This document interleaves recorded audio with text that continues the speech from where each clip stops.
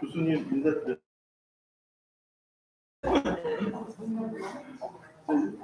저희 그 청년 연구원들입니다. 반갑습니다. 서울시까지 온 거야. 요새 다 재택근무하고 있습니다. 지금 연구실 충실리 안에 있는데 모여가지고 이렇게 그냥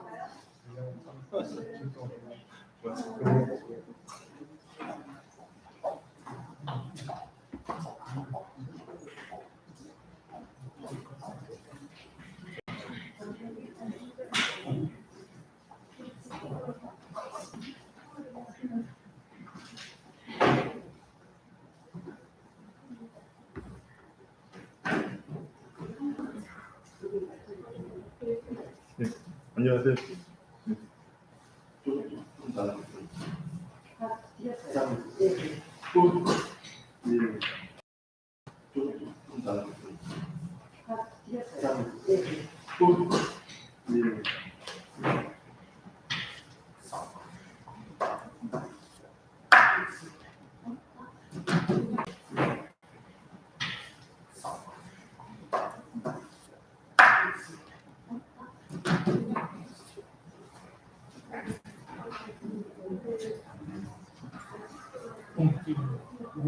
오랜만에 냈습니다.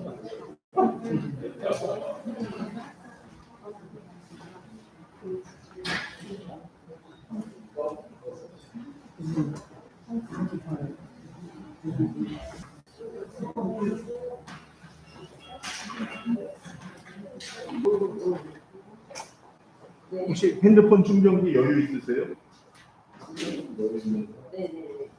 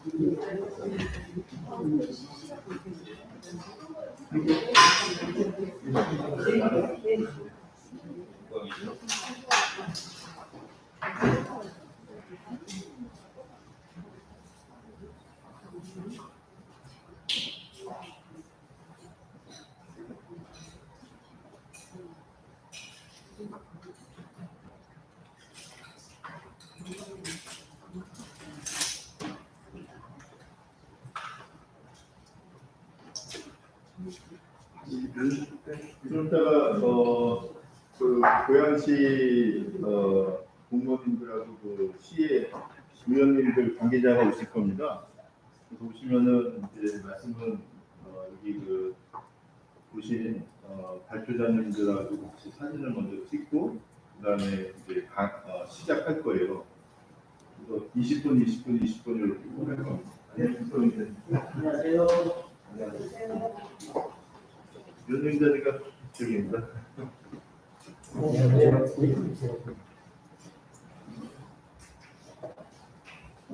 좀 이따 별도로 인사하실 시간이 안 없어가지고.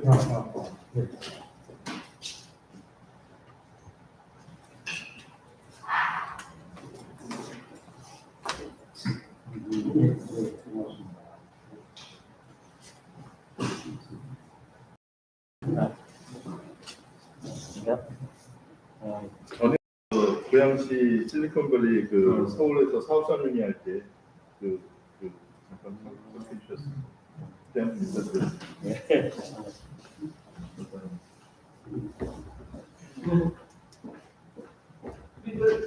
조현숙 의원님하고 오신다는데?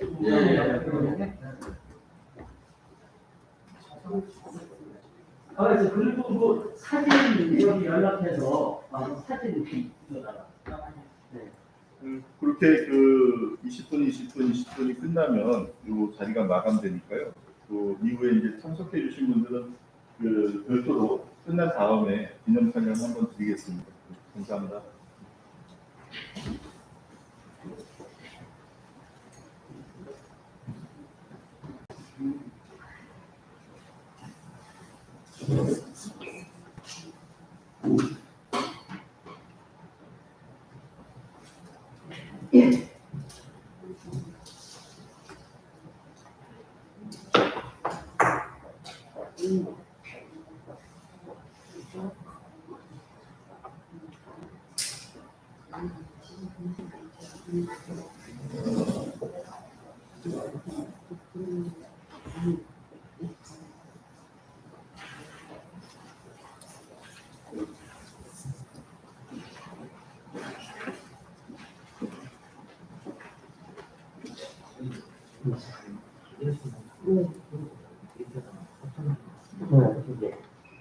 근데 이게 지금 하나는 구별돼서 없어졌고 요거가 이제 이게 보이네요. 이게 보이지. 이게 2020년. 요거 밀려고 이제 어떻게 건지 큰 변화는 없는데 몇 개만 더 추가됐으니까 수정을 하시는 게 아니면은 그러면 그 분별을 하고 이제 다시 오래요? 아니 이건 어차피 이거 한개 남아있으니까 얘들 충전하신다는 보류되는 거 링크 다 보내드린 거 맞죠? 이번에 재정을 하는 몇년 5년이 이거는 부변이 떠나서 부변 정권을 아까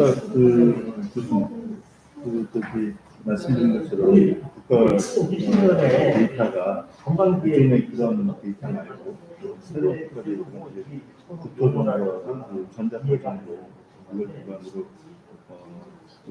새로운 정부의 지능 정보를 법에 의해서 생산자는 클라우드 소유가 그래서 새로운 일자리를 창출하는 거거든요. 그런 모니터링 하는 겁니다. 그쪽에 관련된 그런 게 스마트 컨텐츠다. 그래서 얘기를 해달라는 거고 그런 이제 관련되신 주정치거든요. 저하고 양진영 님이 시험부에도 이제 대화를 좀 하셨는데 거기 이제 등록을 해가지고 요거는 좀 수정됐고 요거는 거의 수정이 안 됐어. 거의 비슷해. 조금 뭐몇달 했는데 그 당시도 이게 이제 산업하고 이게 산업하고 연관이 있기 때문에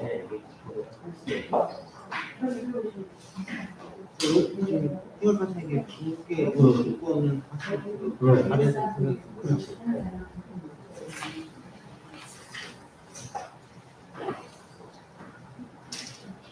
그 정보를 막 구별해서 난 이거 떠나겠다고.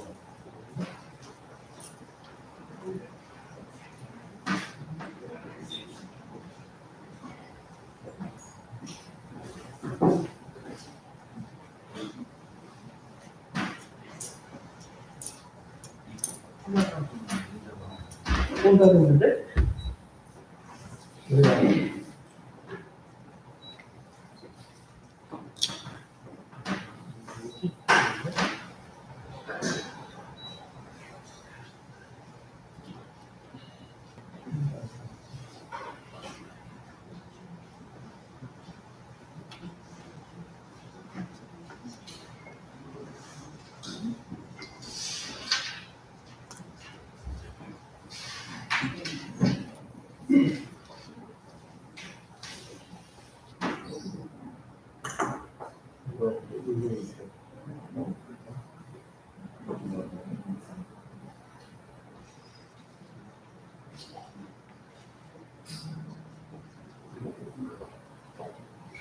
굿자 들어가요.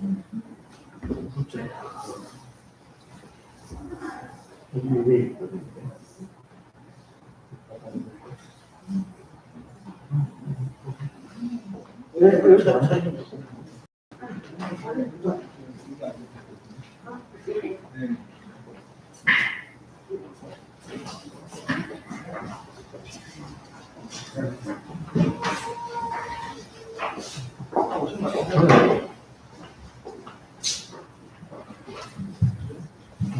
공무원진들이 오신 것 같은데.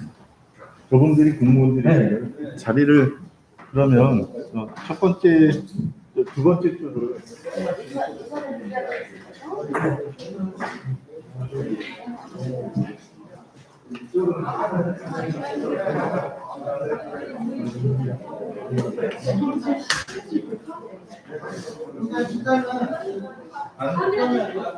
많이 듣는 소원인데?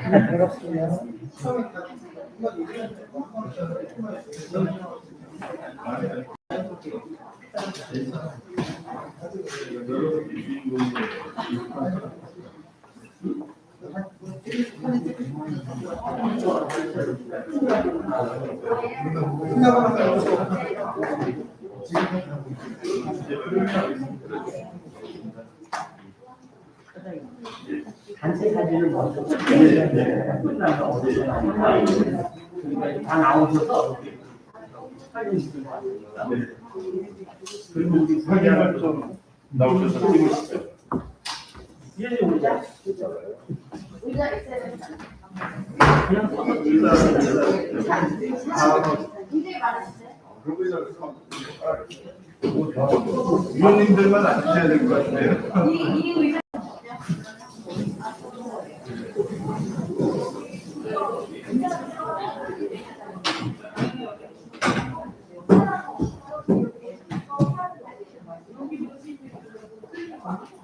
공무원님들 나오셔야 될 것 같아요.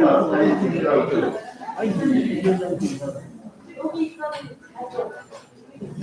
저기 뒤로 공무원님들도 나오셔야 될 것 같아요.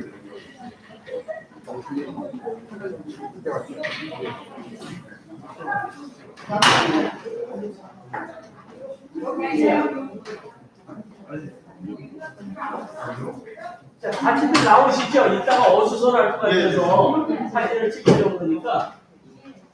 위원님들이 먼저 앉으셔야 돼요. 편하게 보고 싶어요.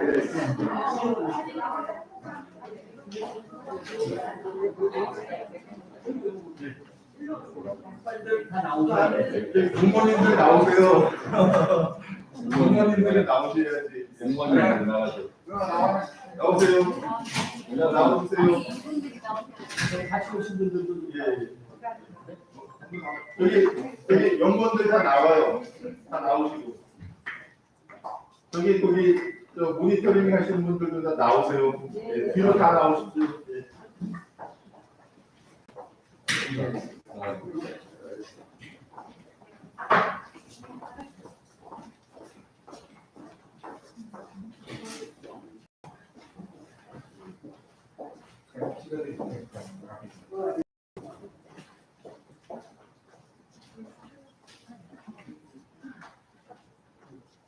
이쪽으로. 끝냈습니다. 이쪽으로. 얼굴 보세요.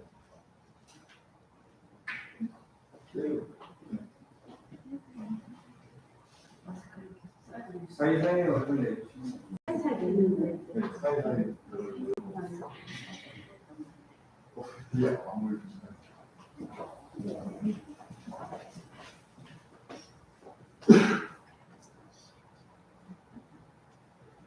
자, 찍겠습니다. 마스크 포토 드릴까요? 네. 어떠세요? 맛있어. 예. 마셔도 돼. 그럼 다 같이 보세요.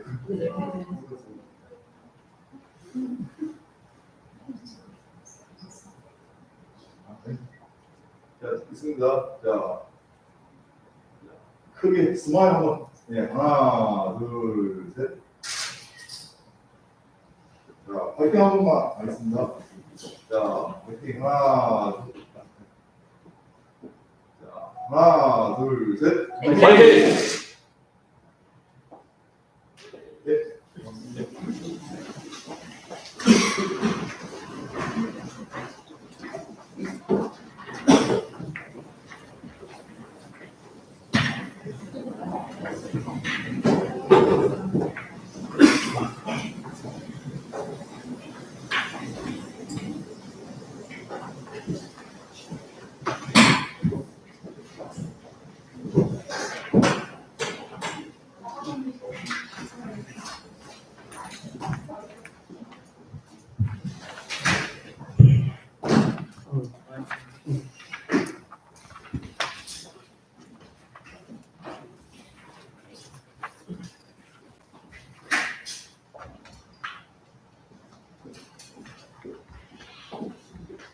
네, 이른 시간에 이렇게 와주셔서 너무 감사드립니다. 저는 고양시의회 이동석 의원입니다. 반갑습니다. 요즘 이제 선거가 끝나서 많이 바쁜 철인데 우리 조현숙 의원님이 이렇게 아침 일찍 와주셔서 너무 감사드립니다. 우리 고양시의회 조현숙 의원님입니다. 네,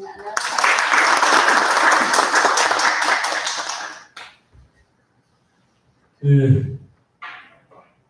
이 자리를 마련하게 된 거는 우리가 뭐 4차 산업이다, 4차 산업혁명이다, 뭐 데이터 산업이다, 뭐 사물 인터넷이다 여러 가지 이야기를 하지만 아직도 지방자치단체가 이 일에 대해서 준비가 굉장히 미흡합니다.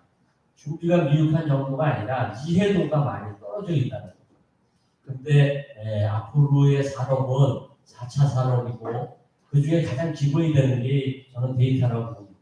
데이터를 이 많은 공중에 날아다니는 데이터들을 모아서 용도에 맞게끔 가공을 해서 다시 보급을 하는 이러한 산업이 앞으로는 중요한 산업이 될 것 같아요. 그래서 이 중요한 거를 알면서도 그냥 전부 다 손 놓고 있는 거죠. 중앙에서 그리고 전문가들만 이야기를 하는데 실제로 조례라든가 법률이라든가 이런 걸 만들어서 법적인 기본을 만들고 그 다음에 이해도를 높여서 또 정책을 만드는 우리 공직자들이 또 정책을 만들어서 데이터 산업이라든가 이런 4차 산업이 또 이 지방자치단체 차원에서 활성화될 수 있도록 해야 되는데 그런 것이 좀 부족하다. 그래서 우리 100만 도시 고양시가 이 일을 좀 먼저 해야 되겠다 생각을 해서 오래전부터 이 조례는 저희들이 준비를 했습니다. 발의를 못했는데 이제 다시 발의를 하려고 하고요. 그다음에 무엇보다도 우리 공직자들하고 우리 의원님하고 지역의 이런 데이터 산업에 대한 인식을 공유하고 공감대를 형성하는 그런 시간을 갖고 싶어서 오늘 이 자리를 만들었습니다. 그리고 또 무엇보다도 데이터 산업의 가장 중요한 게 허브 기능을 하는 건데 그 허브 기능을 우리 고양시에서 했으면 좋겠다는 것이 제 소망입니다. 왜냐하면 한반도의 중심이고 남북 관계에 대해서 우리 고양시가 접경 지역이기 때문에 앞으로 대륙이나 남북 관계에 대해서 중요한 역할을 할 곳이기 때문에 이런 데이터 산업이 여기가 허브가 되어 있는 것이 가장 맞다는 생각이 제 생각입니다.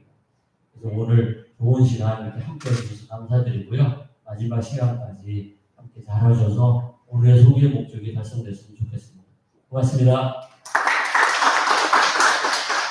그러면 사장님이 자연스럽게 이것을 진행을 해주시면 좋겠습니다.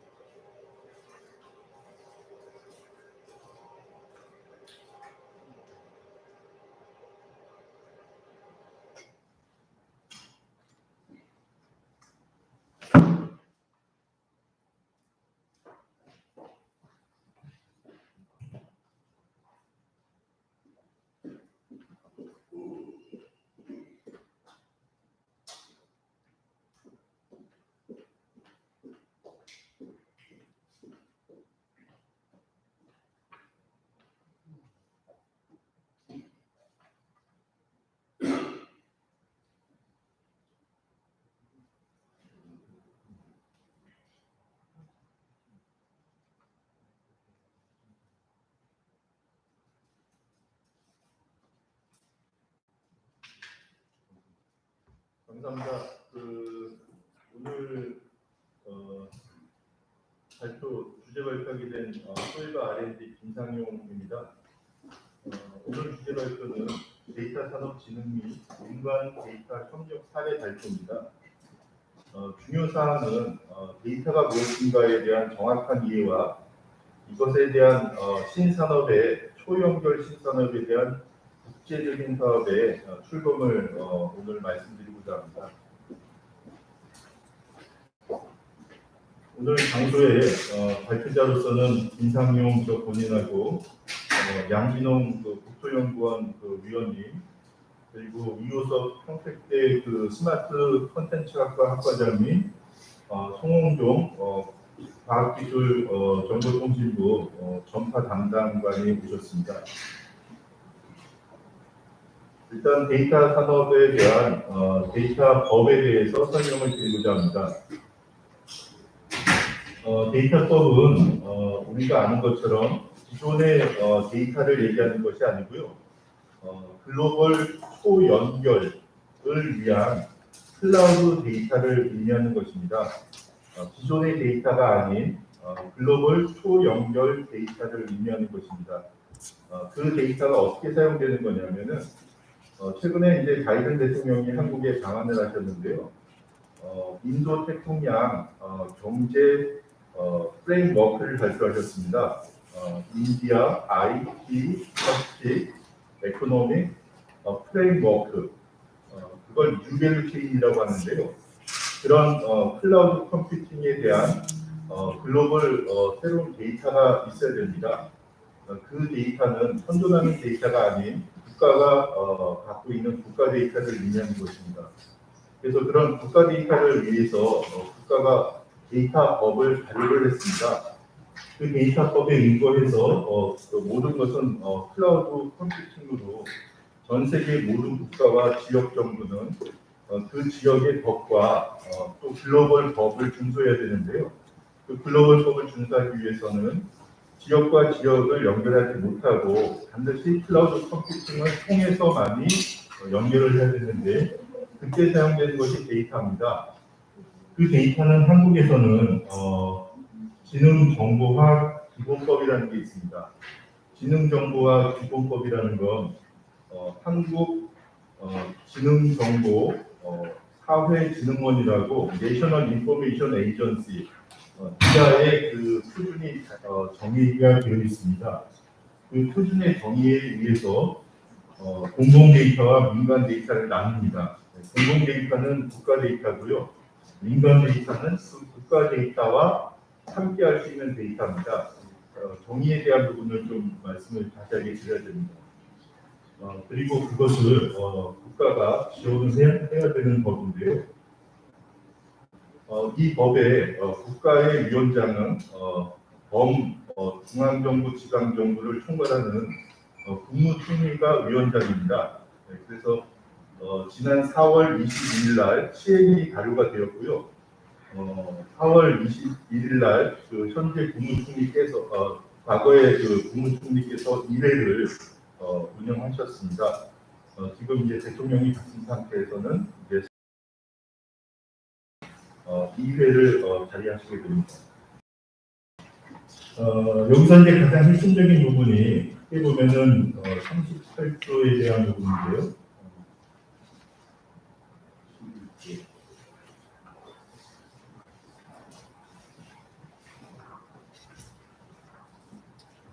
네, 표준화에 대한 추진입니다.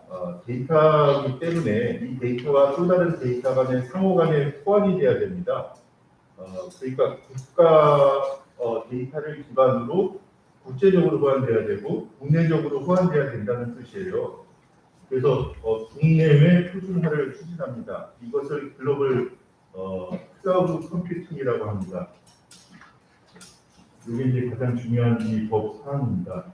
이 법에 의해서 매년 클라우드 컴퓨팅을 표준화하고 있었는데요. 이 클라우드 컴퓨팅이 표준화가 되면 최종적으로 어떤 일이 발생하냐면, 우리가 5G라고 얘기하는 거 이제는 중국의 5G 때문에 B5G, 비욘드 5G, 앤드 6G라고 미국 주도의 또 다른 전 세계 그 규모의 네트워크를 만들게 되었습니다. 그게 이제 초연결 신산업이라는 것입니다.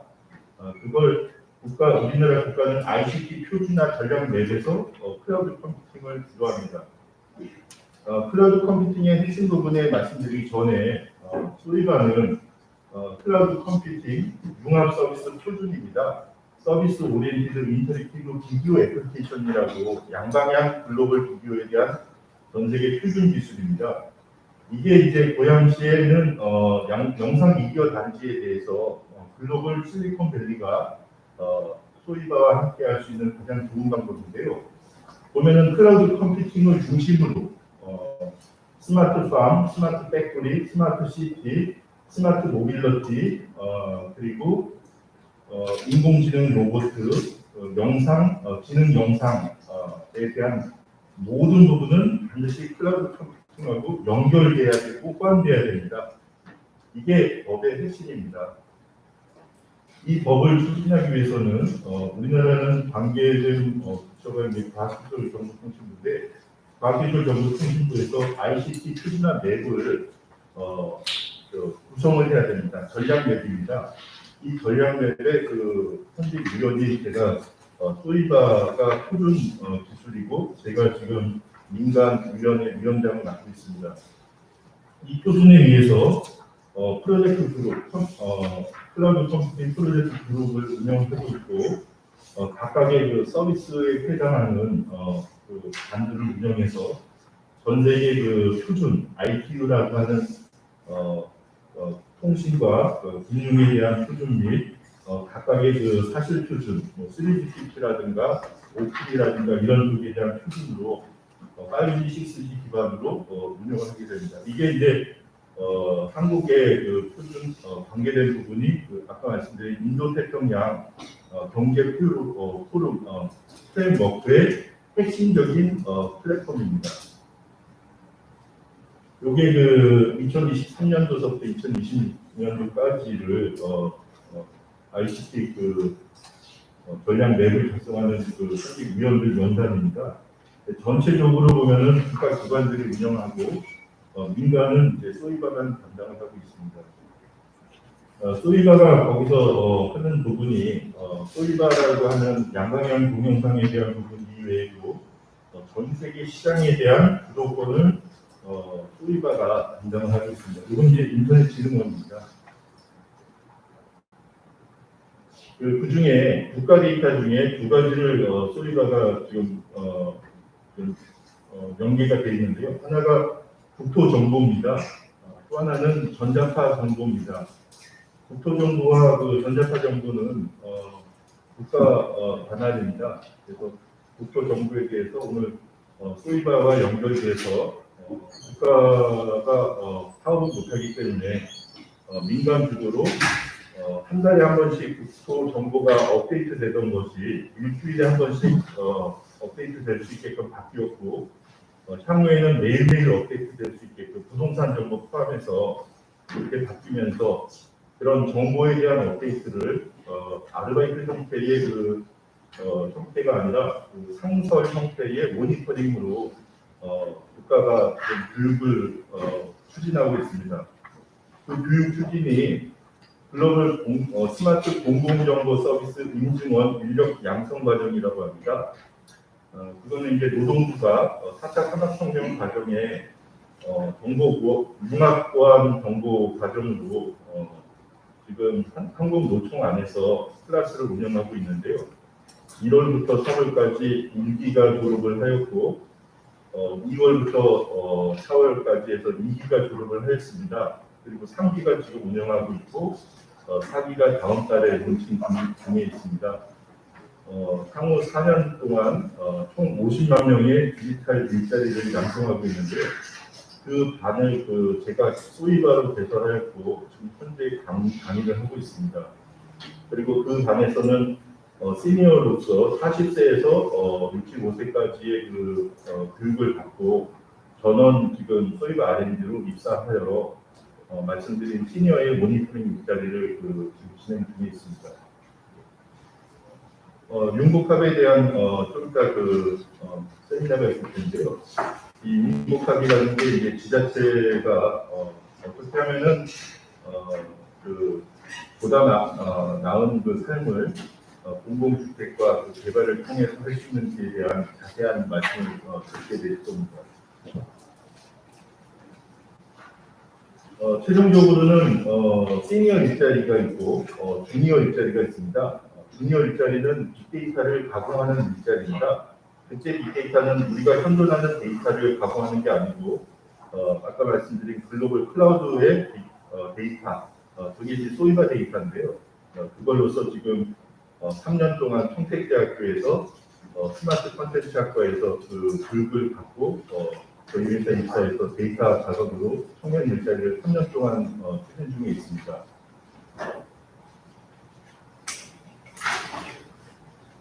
이게 이제 청년들 일자리 성공 사례입니다.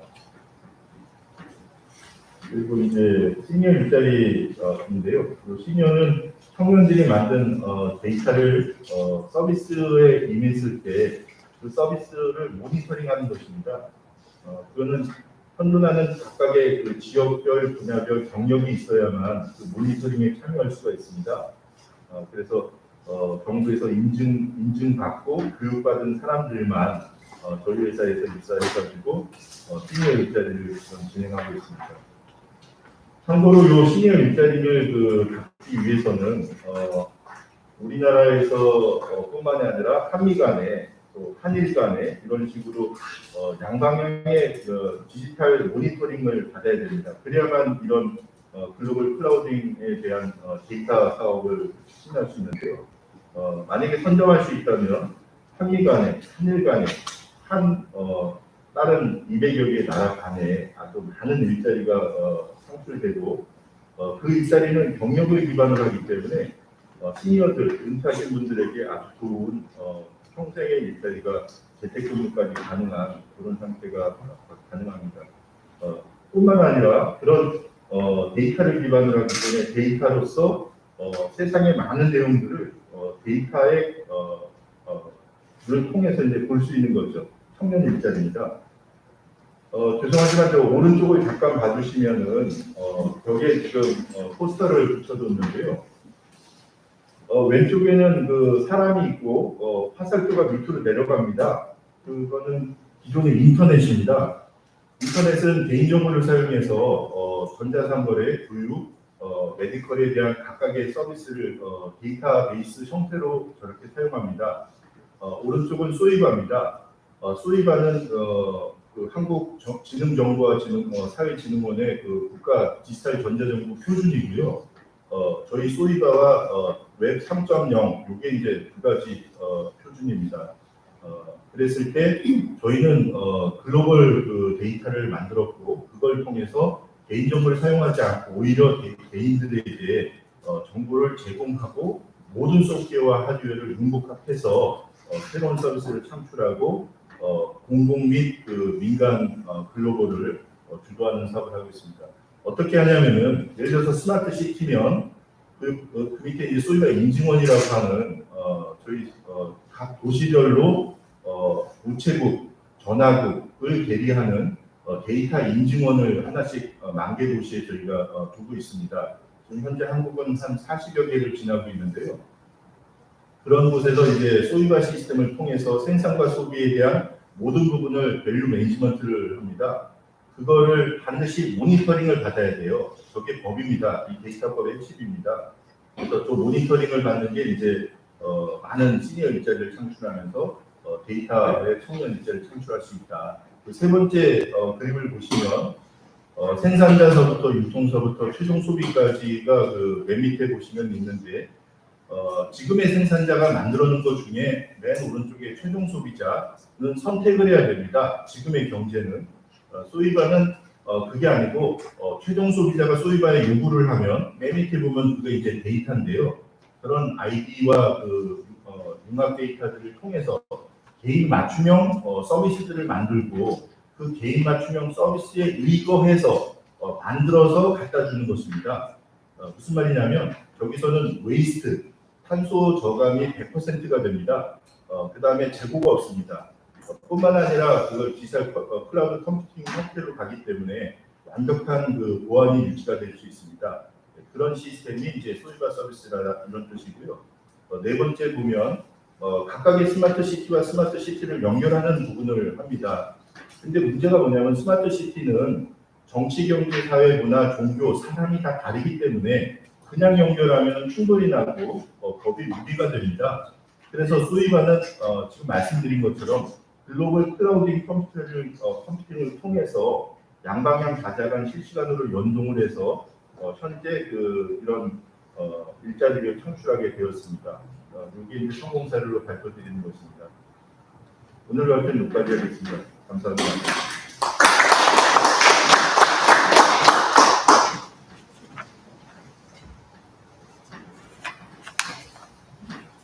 조금 전에 우리 환경경제위원회 위원장이신 김남우 의원님 오셨다가 잠깐 가셨는데, 우리 이제 환경하고 경제를 담당한 위원회 위원장이십니다. 그리고 건설교통위원회 위원장이신 문재호 위원장님 참석해 주셨습니다. 고맙습니다. 아마 그 건설교통위원회하고 환경경제위원회가 이 빅데이터라든가 데이터 산업에 대해서 가장 중요한 역할이 될 것 같아요. 왜냐하면 스마트 도시도 결국은 데이터 산업에 하고 연동이 될 수밖에 없기 때문에 그렇게 생각을 합니다. 그러면 다음 또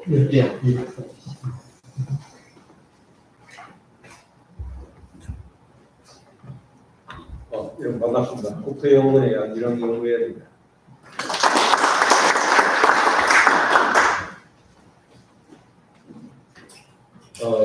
제가 오늘 설명드릴 내용을 법안을 제가 하고다가 올렸는데요. 이 법안에 지금 지난 5월 4일날 국회 상정이 여야 공동 발의돼서 상정되었습니다. 그래서 아마 빨리 원구성이 하반기, 후반기 원구성이 5월 달 내로 이루어질 걸로 보고 7월, 8월 중에는 이거가 아마 본격적 심의를 받을 걸로 보는데요. 이 법의 주요 내용은 제목에 융합 문화복지도시를 21세기에 우리 국가가 가장 주목해야 될 그런 우리 과제로서 하나는 문화의 문제이고 또 하나는 복지의 문제입니다. 그래서 지금 현재 우리 고령화 또는 장수 사회로 가다 보니까 고령화 문제도 나오고 지역성의 문제도 지금 심각한 아마 자주 듣게 됩니다. 그래서 지금 현재 작년에 행안부에서 89개 지자체에 대해서 소멸 위험이 높은 지자체 89개를 선정해서 발표하고 앞으로 이 지자체에 대해서는 10년간 매년 1조 원씩 기금을 조성해서 집중 지원하겠다고 발표를 했습니다. 이 뒤에 명단을 아마 혹시 참고를 해서 입힌해 보고 있습니다. 오늘 말씀드릴 예정인데, 근데 지금 현재 우리가 문화의 문제는 이제 우리가 문화 강국으로 발돋움하고 있다는 것을 아마 여러분들 피부로 느끼십니다. 요 지점에서 BTS가 백악관에 초청돼서 갔다 왔죠. 이게 그냥 우연히 일했으니까요. 그래서 끝이 않고 그 이전 선배들부터 많은 노력과 그 결실이 지금 이제 하나씩 나타나고 있는 거고, 또 영화 산업도 마찬가지입니다. 우리가 영화 감독부터 시작해서 이런 그 내용들이 전 세계 호평을 받는 이러한 배경이에요. 그동안 많은 분들이 노력해 오기 때문이고, 이제 이 문화 시대라는 것을 우리가 피부로 느낄 만큼 우리의 국격이 또 국력이 이렇게 높아지고 있는 시점입니다. 그래서 저희들이 이걸 좀 더 체계적으로, 지금까지는 어떻게 보면 국가 역할보다는 민간의 역할이 더 많았습니다. 이수만 PD를 비롯해서 양현석 같은 사람, 이런 사람들이 초기에 이런 이제 지금의 구도를 많이 구축하는 데 크게 기여했습니다. 근데 이제 그게 한계에 도달하고 있다고 저희들이 보고 있습니다.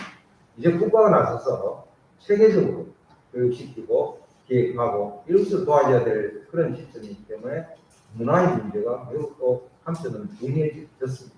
국가의 역할이. 또 한 가지는 복지 문제입니다. 지금 주변에 이제 우리 고령화 사회가 되어서 좀 있으면 이제 2030년 되면 불과 한 7년, 8년 후 되면 고령 인구가 한 1,100만 명이 된다고. 그러니까 거의 4명 중에 1명이 고령자라는 뜻입니다. 그래서 우리가 이제 장수 사회, 지금 현재 이제 100세 시대를 향해서 나아가고 있는데 이미 120세까지 산다고 하면 120세대를 이야기하고 있습니다. 아마 그 꿈은 그리 오래 걸리지 않을 것 같습니다. 지금 이미 이제 방송에 나오신 분 보면 90 이상 되신 분, 100세 가까이 되신 분들이 방송에 자주 등장합니다. 그 정도로 건강해졌다는 것이고, 우리가 과거에 비해서 60년대, 70년대에 비해서 한 20, 30년 정도 더 젊어졌다고 해요. 건강해진 거죠. 그래서 우리 주변에서 이제 소위 말하는 젊은 노인들을 흔히 볼 수 있습니다. 어제 은퇴 연령을 60세에서 65세에서 이상으로 늘려야 된다고 다들 얘기하고 있습니다.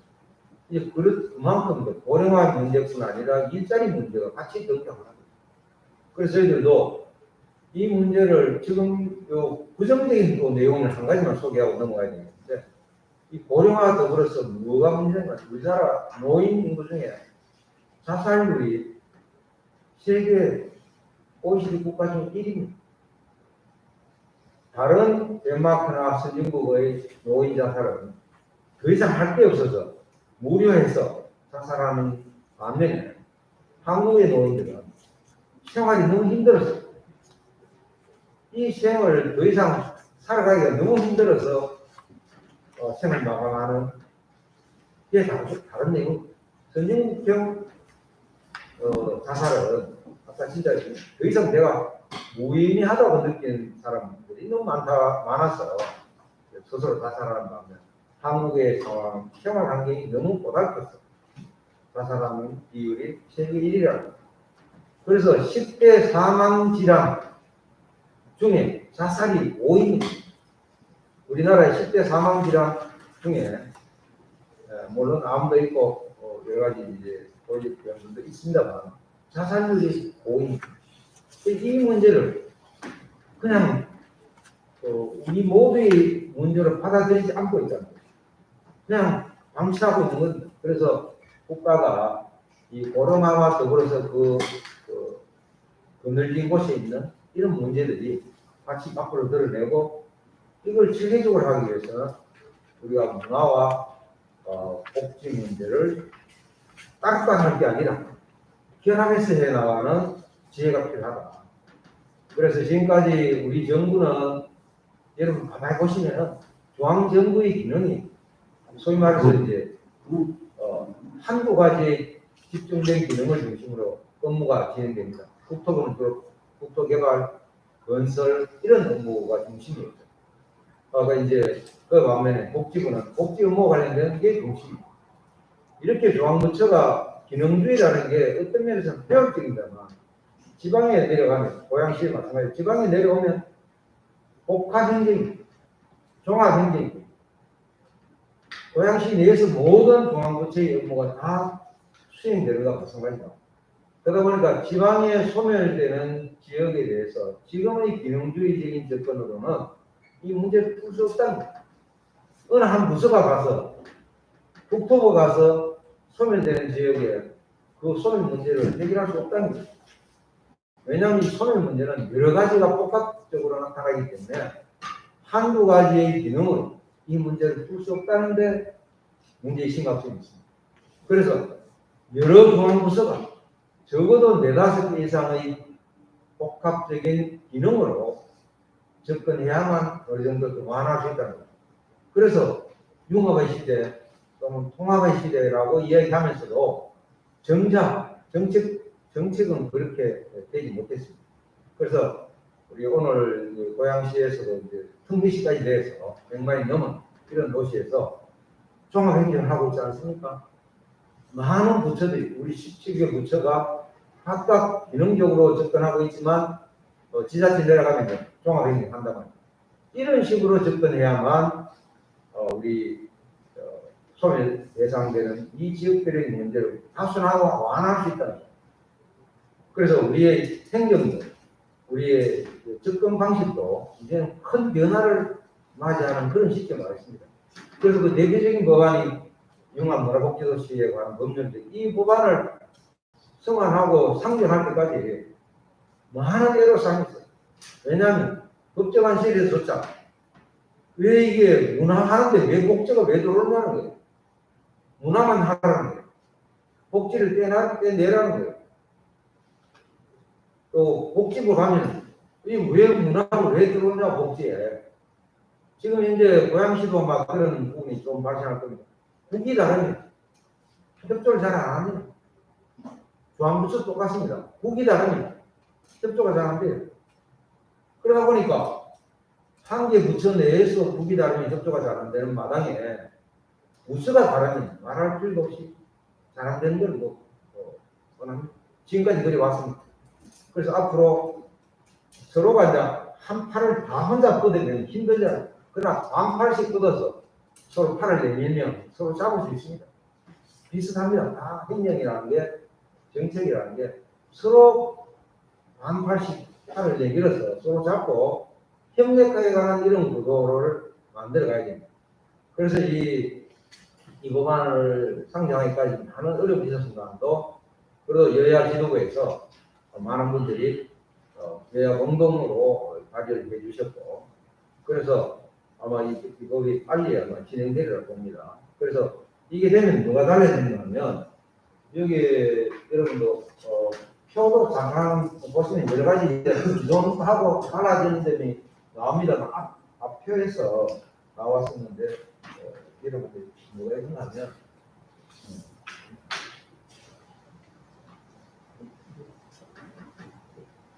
나오니 안 되죠? 예. 여러 가지 또 말씀해 주시면 보시면서 하겠습니다. 다음. 그럼 중간에 보시면 특별법 장점이 나오는데 기존의 개발과 관련된 여러 가지 법이 우리나라가 많습니다. 특히 이제 최근에 경제자유 교육법 아주 강력하게 여자 유치를 목표로 한 경제자유 교육법이 있고 동서 남해안 특별법도 지금 국토부에서 진행하고 있습니다. 그 외에 기업도시법도 있고 개발과 관련된 것들이 많이 있습니다도 이게 이제 이 법들이 하나하나가 적용하는데 여러 가지 또 한계가 있습니다. 경제자유 교육도 잘 될 것 같지만 6개 지역 했다가 또 황해권은 또 폐지하고 또 우리가 외자 유치가 그렇게 또 손쉽게 되지 않습니다. 그런 이제 기금이 없다 보니까 그런 문제가 생기고요. 또 여기 소개해놓은 동남아면 특별법도 한 23조씩 각각 투자하겠다 그랬는데 재원조달 방안이 없어요. 그러다 보니까 이제 결국은 법은 우리 좀 절차법적으로 많이 만들어놨는데 재원조달 방안에 대한 내용이 대부분 다 법에는 없습니다. 그러다 보니까 예산을 그때그때마다 매년 국회에서 예산 배정을 못 받으면 그 법이 집행이 중단되고 사업하기가 굉장히 어려운 구조입니다. 그래서 그 문제를 해결하기 위해서 여기에서는 아예 기금을 여기 담았습니다. 그래서 우리가 주택 청약할 때 주택 부금 넣는 것처럼 여기도 고령화에 대해서 저희들이 고령화 준비를 각자가 하는 차원에서 저축에 가입하면서 그걸 기금화해서 노인복지 시설부터 시작해서 지원하는 그런 내용을 담고 있고요. 그 다음에 또 한 가지 더 다른 점은 뭔가 중간쯤에 여기 나와 있는데 중간쯤에 뭐가 있는가 하면 여기에 도농순환형으로 우리가 말하는 한 곳에 못 박아서 사는 게 아니라 이제 고령 이 사회가 되면 이제 애도 다 키우고 우리가 자유로워지잖아요. 노인들의 경우에. 그래서 전국을 순환하면서 거주할 수 있도록 하는 도농순환형 시스템을 얘기를 도입했습니다. 그래서 본인이 원한다면 미리 내가 제주도 가서 옷에 제주도 뭐 한 달 살 수 있고 여러 가지 있잖아요. 그죠? 그런 것처럼 제주도에서 내가 몇 달 살아보고 싶다 그러면 제주도에 미리 신청하면 제주도에 가서도 살아갈 수 있고 또는 뭐 우리가 쉽게 얘기하면 이제 시내 군항제 할 때 봄에 이제 벚꽃 노래하고 할 때 미리 신청하면 시내 가서도 살아갈 수 있고 어제 또 호남도 가면 전라도 한 달 살아보고 뭐 이런 프로그램이 많습니다. 각 지역마다 그렇게 지금 하고 있는데 그걸 아예 법안에다가 이렇게 못 박았습니다. 그래서 자기가 도시와 농촌을 순환하면서 자기 자재로 이 전국을 활용할 수 있도록 그러한 내용을 담았습니다. 자, 이렇게 이제 저희들이 많은 그런 우리 새로운 신세대의 농민들이 원하는 방향으로 내용을 담다 보니까 여기에 관련된 이제 주택도 필요하죠. 그 다음에 이제 위락 시설도 필요하게 되고 여러 가지 체험 시설. 그 다음에 이제 이분들도 자기들도 그냥 마냥 노는 게 아니라 생산에 관여하고 싶어 하십니다. 참여하고 싶어 합니다. 또 생산 활동도 하게 되고, 관광 미락도 같이 하고, 이러다 보니까 사실 데이터라고 하지만 우리가 데이터만으로 모든 게 움직이지 않거든. 이런 목적 사업이 있고, 거기에 따르는 데이터가 이제 생성되게 됩니다. 그래서 저희들이 법을 먼저 설명을 드린 이유가 앞으로 우리가 가야 될 이 융합 문화복지와 관련된 것들을 전국에 이제 이 사업을 하게 되거든요. 고양시도 아마 당연히 하게 될 겁니다. 그래서 이 법이 이제 노인들이 많이 사는 지역 또는 인구가 많은 지역은 필수적으로 할 수밖에 없습니다. 고령화 문제와 취업 문제 이런 걸 동시에 얘기를 하니까. 그래서 여기 관련된 주택과 관련된 부동산과 관련된 거, 그다음에 각종 물류의 흐름에 관련된 거, 그다음에 개인이 이제 아까 이동하려고 했는데 사람의 이동에 관련된 이런 데이터들이 체계적으로 정리되지 않으면 여기에 이제 한 100만 명 가까이가 2030년, 31년, 한 35년 사이에 사업이 완료되면 1단계 사업이 완료되면 한 100만 명 정도까지를 우리가 시설이 유치하려고 합니다. 그 많은 분들의 자료들을 체계적으로 관리할 필요가 있습니다. 그게 이제 우리 앞에 설명한 데이터법과 연관을 가지고요. 또 한 가지 이제 지금 저희들도 연구해서 세수 사업을 저희 시공 사업을 제일 먼저 이제 제안하고 시행했었는데요. 세수서는 아마 여기 아시는 분이 계실 겁니다. 공무원분들. 일주일에 한 번씩 내부적으로 업데이트를 합니다. 각종 인허가에 따르는 도로가 만들어지고 건축이 이루어지면 일주일에 한 번씩 내부적으로는 업데이트되고 시도 단위별로는 한 달에 한 번씩 발표를 합니다. 공식적으로. 그게 이제 세수수법에 관련된 내용들, 건축을 하거나 도로를 내거나 관련된 것. 이제 근데 부동산에 관련된 것도 대체로 한 달에 한 번 정도 지금까지는 이제 발표를 합니다. 공식적으로 업데이트식 발표하는데 앞으로는 이게 주기가 이제 점점 짧아져가지고 일주일 단위에서 이제 어떤 경우에는 매일매일 업데이트하는 그런 부분이 이제 발생하게 됩니다. 지금 이제 디지털 시대라는 게 속도의 전쟁이다.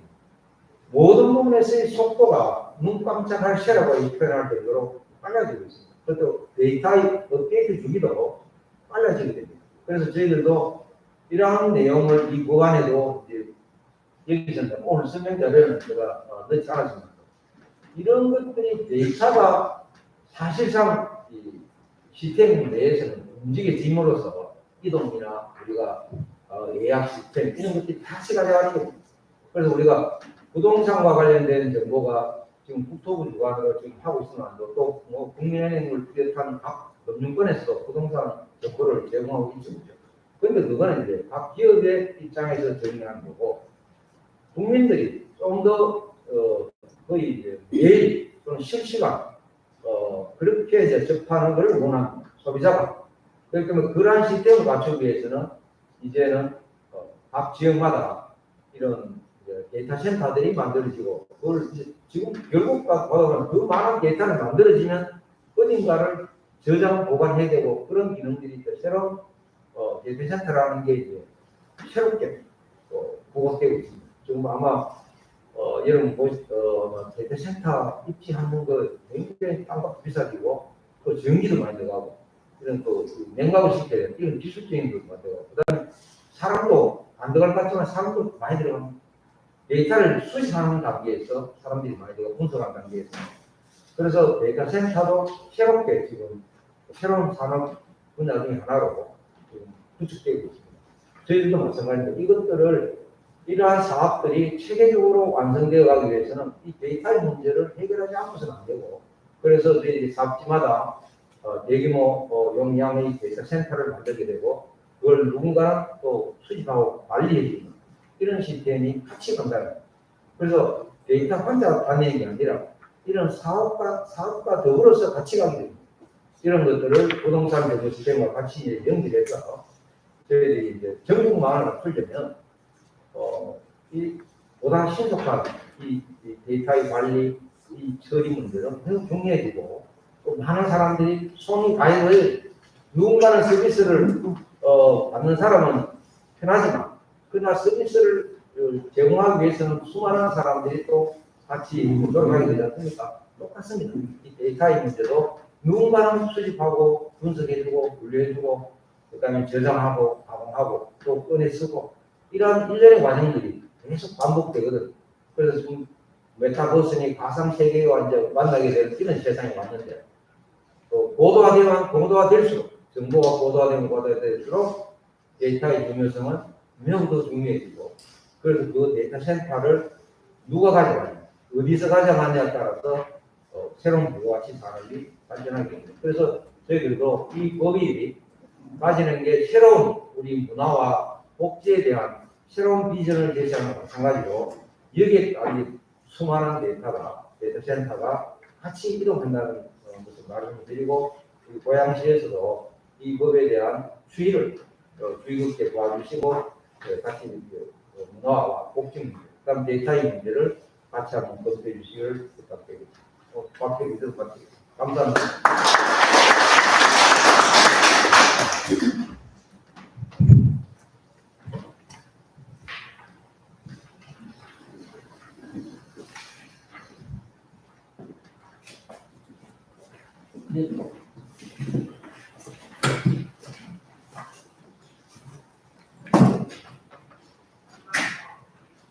네, 융합 문화복지도시란에서 저 굉장히 저 자료를 처음 봤을 때 굉장히 생소했어요. 근데 지금 말씀을 들어보니까 이 데이터가 기반이 돼가지고 모든 문화복지뿐이 아니라 온 전 사회에 이러한 데이터가 기반이 돼서 구동될 수밖에 없다. 그랬을 때 이 데이터 산업을 잘 기반을 다져놓은 도시가 앞으로 발전할 수 있는 기본이 잘 돼 있는 도시가 될 것이다.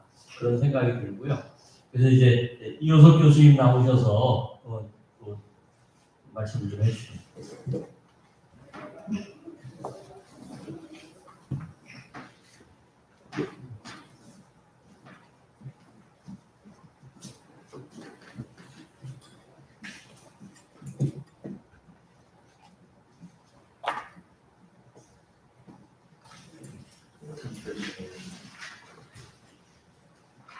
안녕하세요. 평택대학교 스마트포차학과 이효석 교수입니다. 저희 학과가 이제 만들어진 지 얼마 안 됐습니다. 그래서 이제 1기 졸업생들이 작년에 처음 1기 졸업생들이 배출했고요. 그리고 올해 초에 이제 2기 졸업생이 배출했습니다. 그리고 이 데이터와 관해서 이제 관련된 여러 가지 이제 새로운 일자리들이 창출되고 그리고 그 전에는 이제 모든 서비스들이 이제 정보통신, IT나 ICT를 통해서 이루어졌는데 그 트렌드가 보게 되면 IT 쪽에서 모바일 쪽으로 바뀌더라고요. 그래서 지금 인터넷이 유선으로 연결된 게 아니고 전부 무선으로 인터넷을 사용하고 있고 그리고 데스크탑 컴퓨터에서 정보를 검색을 하는 게 아니고 태블릿이나 스마트폰 통해서 모바일 기기 통해서 하기 때문에 IT에서 이제 모바일 쪽으로 트렌드가 바뀌었는데 이 모바일에서 또 트렌드가 또 방향이 연결되고 있습니다. 이게 바로 여러분들이 이제 앞에 많이 발표하셨던 바로 데이터입니다. 그래서 데이터들도 많이 발생을 하고 있는데 이 발생한 데이터들을 수집을 하고 분석을 하고 그리고 분석한 데이터를 해가지고 이제 그 데이터를 활용하는 사람들한테 이득이 되는 정보로 해서 활용할 수 있는 그런 서비스를 하기 위해서는 많은 시간과 투자가 필요합니다. 그래서 데이터를 수집하는 것도 필요하고 분석하는 것도 필요하고 너무나 많은 데이터가 발생하다 보니까 사람이 투입되고 시간을 투입한다 하더라도 그 시간 내에 분석하는 것보다 더 많은 양의 데이터가 발생하고 있습니다. 그래서 저도 이제 드문드문 깜짝 놀랐는데 앞으로 이런 게 필요하면 좋겠다. 이런 쪽에 연구해봐야겠다. 그런 생각을 하고 있다가 잠시 타이밍을 놓쳐서 한 달 지난 다음에 다시 인터넷상에 검색을 해보게 되면은 그거에 대한 분석한 거라든지 서비스가 나온 경우가 상당히 많이 있습니다. 그래서 많은 사람들이 그거에 대해서 이제 그 가치를 누구나 다 필요하다고 느끼고 그리고 필요한 것에 따라 가지고 금세 구현해가지고 나오는 거나 그런 걸 많이 생각합니다. 다른 분석하는데 이제 한계가 있다 보니까 너무나 많은 데이터가 발생함으로 인해 가지고 그래서 그거를 그러면 어떻게 효율적으로 수집하고 분석하는 방법이 없을까 해서 요즘 이제 4차 산업혁명이 나오면서 이제 가장 빠질 수 없는 게 바로 인공지능이죠. 인공지능이 여러 가지 분야가 있는데 그 중에서 사람이 데이터를 수집하고 분석하는 거를 인공지능을 활용을 해가지고 소프트웨어로 자동화시키면 어떨까 해서 나오는 게 요즘에 나오는 이제 머신러닝 분야입니다. 그런 걸 제공해가지고 생각하고 있는데 저희도 이제 그런 트렌드에 맞춰가지고 앞으로 유망한 분야가 데이터를 수집하고 분석하고 이런 분야가 유망하다고 생각이 들어가고 있고 그리고 이제 저희 학과 졸업생들을 이쪽 분야로 취업을 시키려고 많이 노력을 하고 있습니다.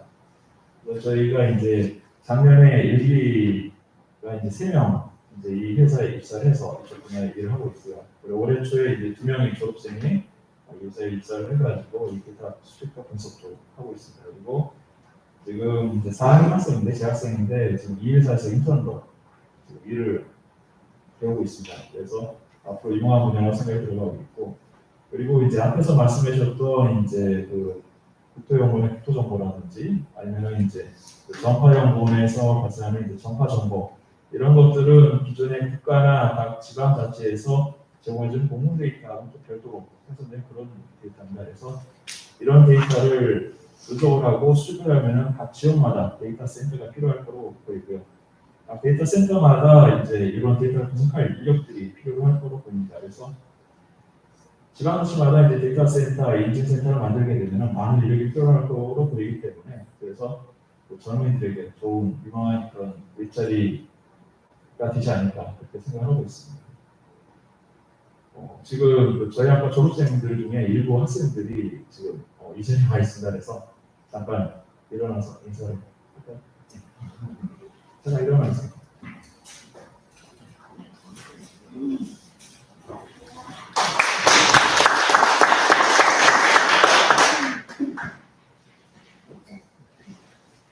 네, 교수님 감사합니다.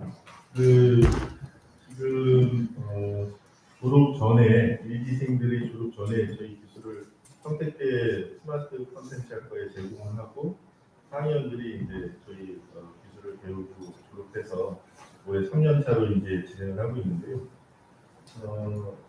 그 스마트 컨텐츠 학과의 졸업 학생한테 제가 물어봤습니다.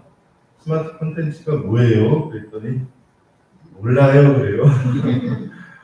이제는 조금 아는 과정을 겪고 있고요. 제가 청년들에게 드린 얘기가 그겁니다. 자기의 인생을 찾지 말고 이제는 데이터로 만들어라. 그래서 그렇게 가고 있는 성공 사례로 좀 말씀을 드리고 싶습니다. 뿐만 아니라 이제 그 시니어 일자리인데요. 자기의 그 과거 경력을 기준으로 청년들은 못합니다. 경력이 없으면. 그래서 그 경력을 기준으로 저희 기술을 배우고 노동부 전액 지원으로 4차 산업혁명 전액 지원으로 300만 원 해서 3개월 코스로 지금 1기, 2기 졸업하고 저희 회사에서 지금 일을 하고 있고요. 지금 잠깐 그 1기, 2기 분들 잠깐 일어나 주시겠습니다. 네, 지금 여기 1기, 2기 분들 지금 일어나신 분들이 저희 회사에 입사해서 지금 일을 하고 계신데요. 시니어 모니터링 일자리인데 저 세 분은 고향 시민이세요. 네, 감사합니다. 가장 어려웠던 것 중에 하나가 그 40세에서 59세까지만 이렇게 노동부에서 지원하는데 그 지원하신 분들은 사실 80세 분들도 계십니다. 다 떨어지셨는데 저희가 노력해서 65세까지 올렸고 최근에는 75세까지 노동부가 허락을 하셨고 현재 대통령 바뀐 이후에 노동부 장관께서 대통령께 보고를 해서 향후 5년 동안 50만 명의 디지털 일자리를, 시니어 일자리를 창출하는 계획으로 이렇게 잡혔습니다. 감사합니다. 저기 박사님 좀.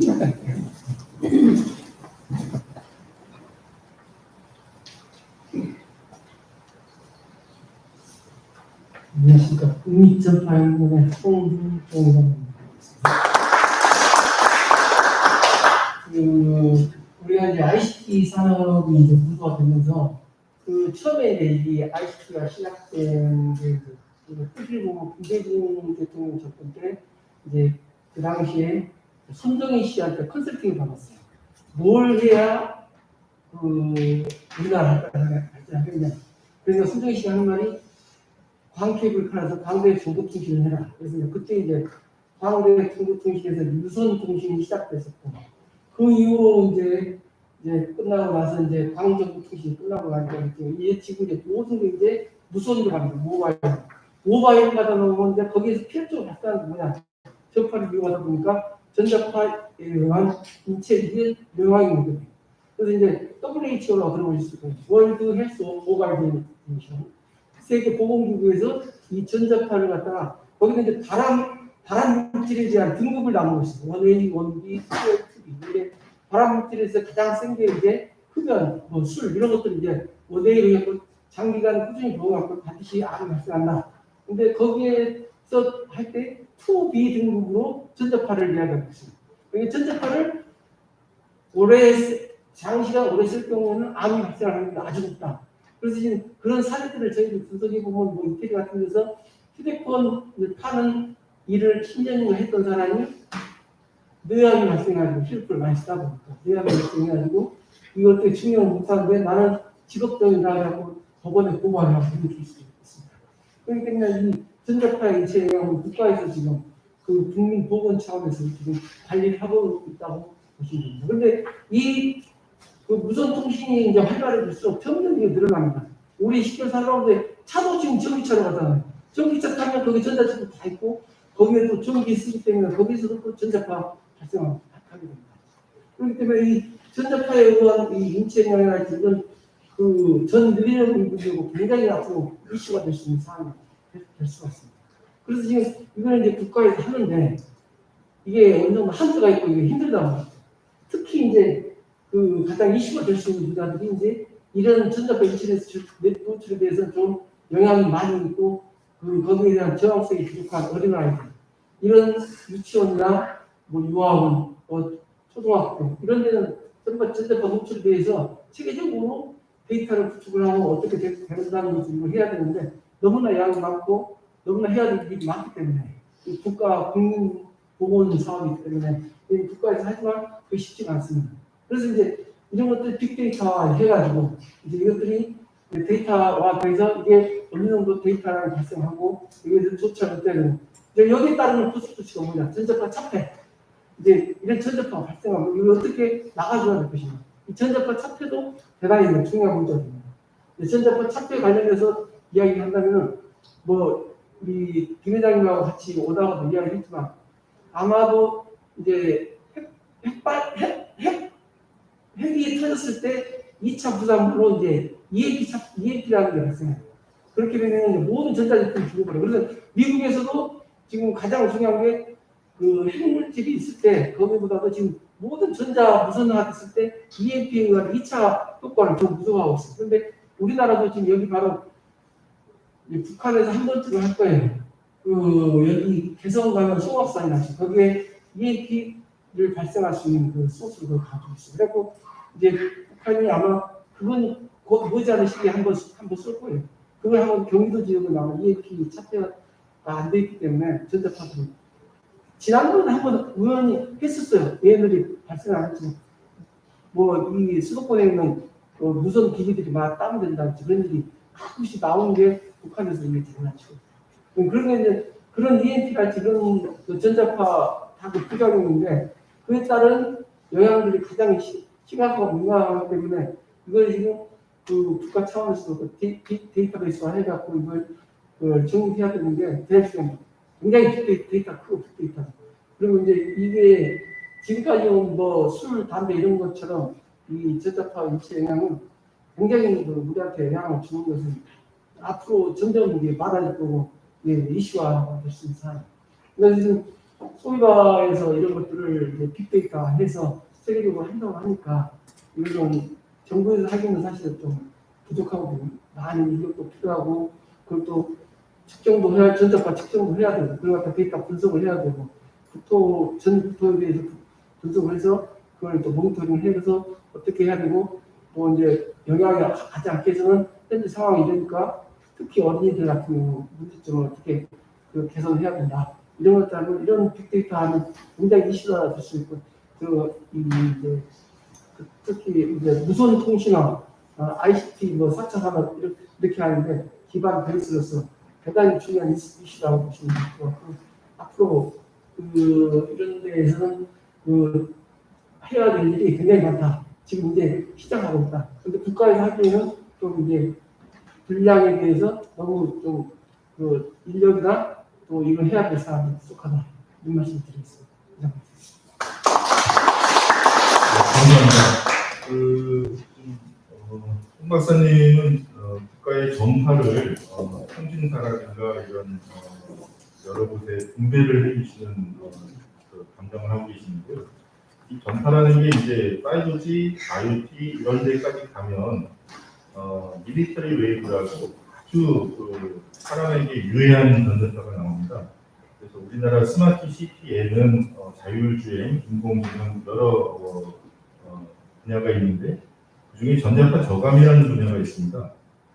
스마트 시티의 전자파 저감 기업이 소유합니다. 전자파 저감을 어떻게 하는 거냐면 이 전기가 흐르면 나오는 여러 기기들이 있습니다. 그럼 국가가 관장에서 인증을 해주거든요.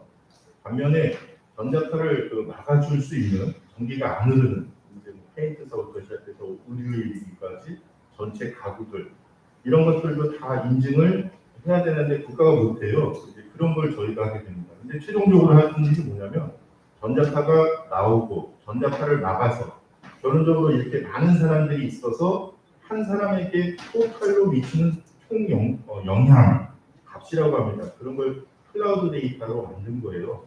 그래서 전 세계에 대해서 전자파 저감에 대한 서비스 자체로서 전 세계 모든 제품들을 인증하고 주도할 수 있는 그런 사업을 하게 되었습니다. 오늘 여기까지 말씀드리겠습니다. 감사합니다.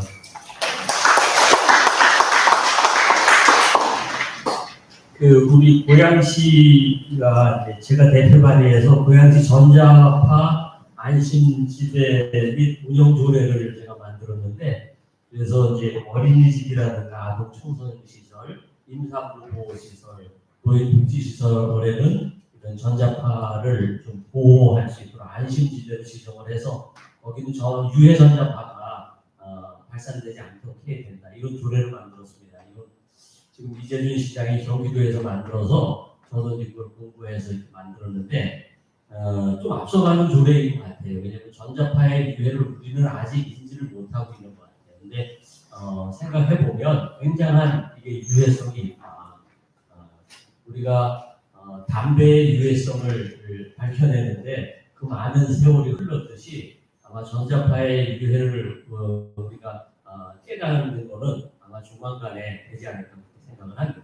근데 오늘 이제 쭉 처음에 김상곤 사장님부터 쭉 이야기를 듣고 있지만은 맥락이 무언가를 좀 아셨으면 좋겠습니다. 왜냐하면 일자리 창출입니다. 이게 시니어 일자리와 주니어 일자리, 청년 일자리와 노인 일자리까지 이 데이터 산업을 통해서 새로운 일자리를 창출해낼 수 있다는 거죠. 그리고 우리가 이제 일산 테크노밸리라든가 영상밸리 그리고 킨텍스트의 삼선시장까지 발현되게 되면 마이스 산업이나 이런 여러 가지 첨단 산업에 이 데이터 산업이 기반으로 깔릴 때 이것이 발전할 수 있다. 앞으로 데이터 산업 없이는 이게 이루어질 수 없다. 왜냐하면 단절이 되기 때문에. 그래서 저는 오늘의 이 시간이 좀 우리가 공유를 하고 인식을 하고 우리 공익자분들도 계신데 그냥 내 부서에만 이게 한정된 게 아니라 지금 문재호 건설교통위원장이 모셨지만 스마트 도시라든가 도시의 모든 운행 체계가 앞으로는 데이터에 기반을 해서 아마 무인으로 움직이거나 이렇게 될 거죠. 그래서 그러면 건설교통만 해당이 되냐? 아니거든요. 그래서 이제는 이 데이터 산업은 하나의 부서의 경계를 넘는다. 이거는 전체적으로 다 같이 아까 말씀하신 것처럼 문화복지도시라잖아요. 융합문화복지도시. 이렇게 문화복지에도 데이터 산업이 포함이 되기 때문에 어떻게 건교하고 건설교통하고 문화복지하고 맞는다고 생각을 하겠어요. 근데 공직자들은 지금 말씀하신 것처럼 우리 부서였는데 복지는 빼라. 또 저기 복지부서 가면 문화는 빼라 했듯이 이러한 경계를 넘어가는 우리 인식을 해야 된다. 그런 생각을 합니다. 그래서 오늘 뭐 특별히 질문하실 거 있으시면 우리 김상현 사장님이나 여기 박사님들한테 좀 해주셨으면 좋겠습니다. 벌써 1시간이 돼서 그러면 질문은 나중에 또 기회가 될 때 해주시면 좋을 것 같고요. 우리 또 교수님과 같이 오신 우리 청년들 새로운 산업에 이렇게 역군들이 돼서 정말 반갑습니다. 그리고 참 아침에 이른 시간인데 이렇게 고양시 의회까지 찾아주셔서 너무나 감사드리고요.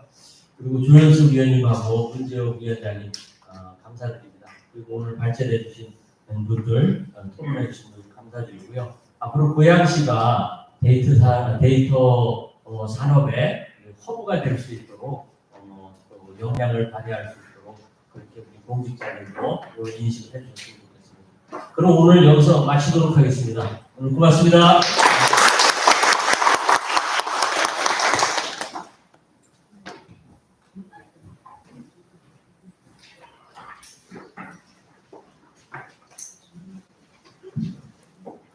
그 오늘 주차는 어떻게?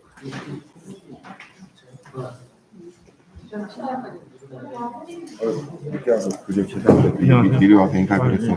죄송합니다. 김상현입니다. 네, 반갑습니다. 잘 들었습니다. 네, 고맙습니다. 잘 들었습니다.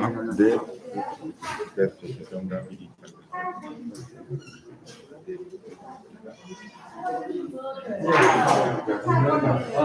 고맙습니다. 네, 고맙습니다. 혹시 차 가지고 오셨어요? 밖에 두셨어요? 주차 필요하신 분 말씀해 주세요.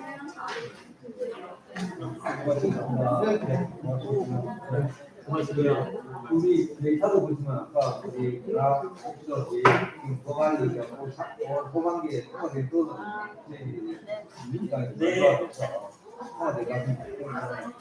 그것도 우리 복지 문제 관련하는 이거를 가지고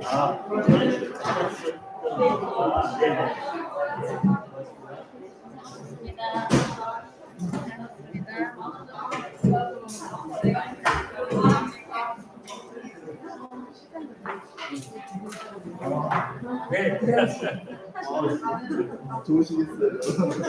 고맙습니다. 예, 기회 되면 보겠습니다. 네.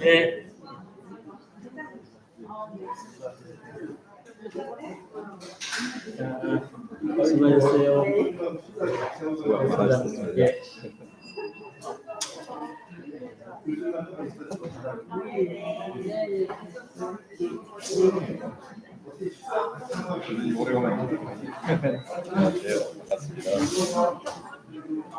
네.